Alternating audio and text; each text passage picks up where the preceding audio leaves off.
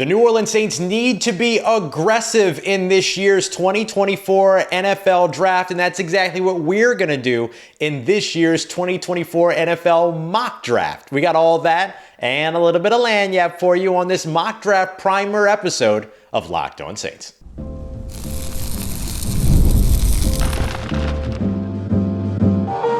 You are Locked On Saints, your daily New Orleans Saints podcast.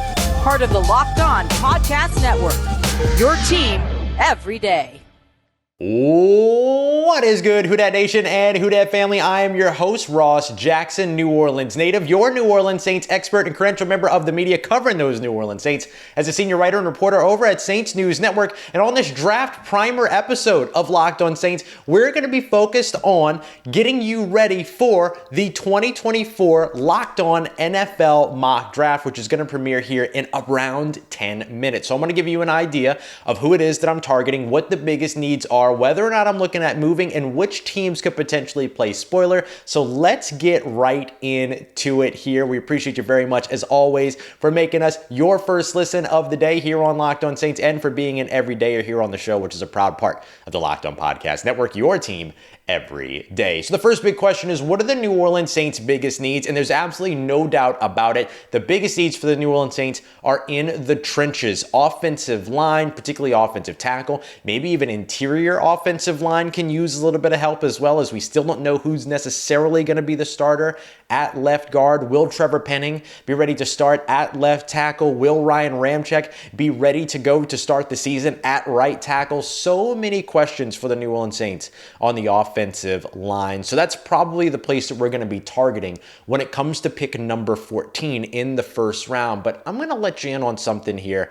I think that the interior of the defensive line needs a little bit of address as well, maybe even edge rusher. But for me, I think what you're trying to find is, how do you strike the balance between investing in the defensive line too early or not investing in the offensive line early enough? Is the class deep enough that you could roll around in the second round and be able to get somebody? So my plan here is to be as aggressive as possible and try to address both of these needs however I can. So there's two ways for me to do that. The first of which is to get the best possible option at offensive tackle for New Orleans, and then hold on to the second round pick so that if this mock draft were to continue beyond the first round, I would then be able to use that pick 45 to either move up again or be able to grab a defensive lineman in the second round that maybe makes sense, or I could find other defensive linemen later on in the draft. The other side of this is that with the aggressive nature of what it is that I want to do here, I could try to get 2 first-round picks. So am I interested in moving up? Yes. Am I interested in moving down?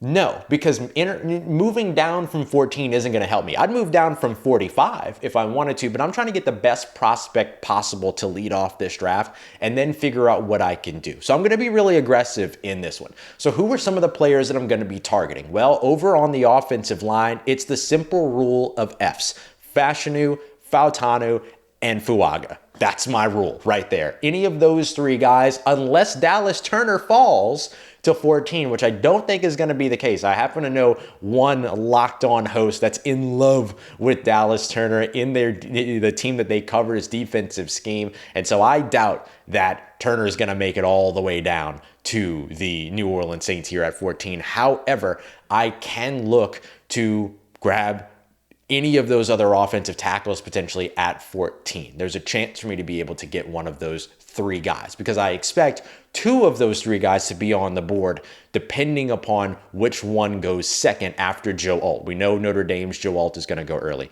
So Olu Fashanu, the offensive tackle out of Penn State, is a pure left tackle. Get him there, and then boom, you're able to figure out what you want to do with Trevor Penning by potentially moving him elsewhere or figuring out exactly how it is that they want to go about that. So they can answer that question later. The other option here is to grab Troy Fautanu, who can be your starting left tackle, and you can figure out what to do with Trevor Penning. Or if Trevor Penning wins left tackle, you can move Fautanu somewhere else on the offensive line. And then the last option for me is Taliese Fuaga out of Oregon State, who's coming in and can possibly be your starting right tackle if you needed him to be, as could Fautanu, by the way, be your starting right tackle if Ryan Ramczyk's not ready to go. The other option is grab a guy that's going to be your left tackle, see if anybody's interested in Trevor Penning and developing from a young side there. See what you can get in that exchange, and then handle your right tackle need a little bit later. Be ready for Landon Young to be your starter if Ryan Ramczyk isn't ready, or just hope that Ryan Ramczyk is ready to start this season. So then after I do that, right, after I figure out what I want to do at the offensive line, the next thing is what I want to do on the defensive line. So I could go a couple of different routes. If a guy like Byron Murphy falls far enough for me to trade up from 45, I could go that route. If Johnny Newton ends up falling far enough from 45, I could trade up from that route. Or Darius Robinson. And the thing that I like about Darius Robinson out of Missouri is that he can play inside and play outside. So he allows me to be able to kind of address the defensive line as a whole, as a rotational piece that can contribute as an interior rusher and run stopper, and an edge rusher and run stopper. But make no mistake about it, if I have the opportunity to leave this draft with one of the three Fs on the offensive line, Fashanu, Fautanu, or Fuaga, and then walk away with either Byron Murphy or Johnny Newton, I'm ecstatic with that as well, which would be a true defensive tackle, really address the trenches kind of a selection there. And then, of course, you're addressing the trenches on both sides in that situation as well. So I am I want to be aggressive. I want to address the trenches. So I'm going to be making a lot of phone calls all throughout the mock draft here and trying to make sure that I get the right player or players to plug in on either side of the line of scrimmage to help bolster for the New Orleans Saints. The reason why I'm so fixated on the interior of the defensive line is that if you continue to be a team that fails in its run defense, then you're giving up time of possession, all these other things, when you're trying to have your offense catch rhythm. And your offense can't catch rhythm if you're allowing a team to stay on the field for too long. So you have to be able to bolster that run defense. So I think that by getting off the field, you're aiding your offense over on the other side of the field as well. So that's sort of the symbiotic relationship between the two. I have two teams that could potentially play spoiler for me, particularly early on in this draft. The first of which is the New York Jets, who select 10th. They've done a lot to address their offensive line over the course of this offseason. However, there is still the need for a young offensive lineman there. So with Joe Alt expected to be off the board as early as pick 7 to the Tennessee Titans, which is where I would expect that to fall, just based on Tyler Rowland, host of Locked On Titans Twitter feed, and the Control Alt Delete type of thing that he's been doing with Joe Alt and all that. He's clearly very excited about the prospect there, which makes perfect sense. But because he's off the board, then if the New York Jets decide to go tackle, it's very likely that Penn State's Olu Fashanu ends up being the first player or the next tackle that comes off the board there. So that could spoil my plans a little bit. And then if that happens, does that take some of these other teams that maybe are looking to move up for a quarterback and maybe not able to do it, like the Denver Broncos, like the Las Vegas Raiders, who could potentially say, okay, well, if we can't get the quarterback, let's at least start to build the nest around the quarterback and then start to invest in their offensive line.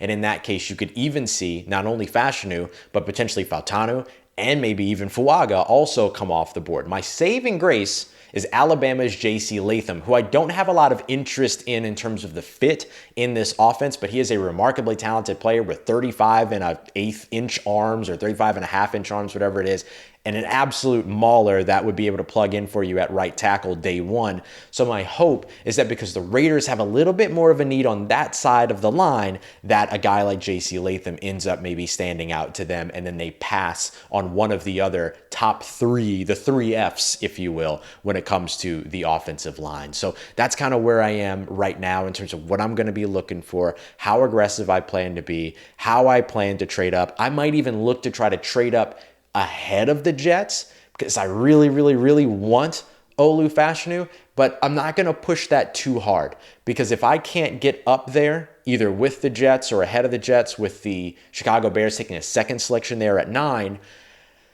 I'm still very happy with getting Fautanu or Fuaga, right? So I don't have to overdo it. I don't have to overpay to move up. I can sit pretty at 14, which makes my negotiations super easy because nothing happens, nothing goes wrong if I don't make that move. I should be okay. So I might look to trade up there first, but then after that, If I'm picking at 14, I'm looking at trying to get back into the bottom of the first round if I can. So that's what I'm going to be looking at here over the course of the mock draft. Now, if you're watching this as it premieres right now on YouTube, you're going to be sent straight to the debut of the 2024 Locked On NFL mock draft, which is presented by LinkedIn. You're going to be sent over to our Locked On Sports Today 24/7 streaming feed. So don't go away. If you're watching this after the fact, you'll be able to then watch the episode in which I make the first selection for the New Orleans Saints here on the Locked On Saints podcast. And on Thursday, April 18th, that will be available for you.